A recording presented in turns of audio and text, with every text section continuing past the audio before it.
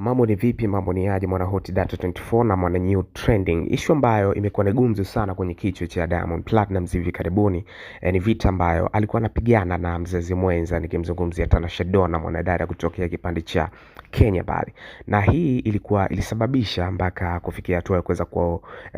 Tanasha Donna kumunfollow Diamond Platnumz kwenye page ya Instagram, lakini pia kumunfollow pia kwa kutumia page ya mtoto wake ambaye anaitwa Nasib Junior, ambaye aliweza kumpata kipindi cha nyuma ambacho alikuwa wana mahusiano. So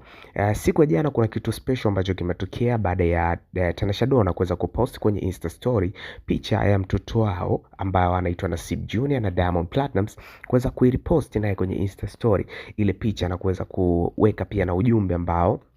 ni mzuri kiukweli, ukionyesha na kuashiria ni kwa namna gani ambavyo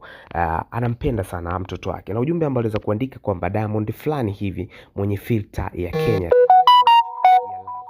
Inamaanisha kwamba ni kwa namna gani ambavyo huyu mtoto amekuwa akimpenda sana na akimkubali, na tumekuwa tukiona mapokezi makubwa ambayo anayapata pindi ambapo anakuwa ni kwa namna gani ambavyo vitu vinakuwa vinaenda katikati yao, na ugomvi baina yao kati ya Tanasha Donna na Diamond Platnumz ni kama umeweza kuisha hivi, kwa sababu kila mmoja ameamua kuweza kukubaliana na namna ya kuweza kuishi na vitu kama hivyo, kwa sababu sababu ya nyuma inaonekana kama vile Tanasha Donna alikuwa anataka kurudi kwa Diamond Platnumz kuweza kuendelea kumlea mtoto wao kwa ukaribu, na Diamond Platnumz kashaoa mtu mwingine ambaye ni Zuchu. So kuna contradiction fulani ziweza kutokea hapo katikati.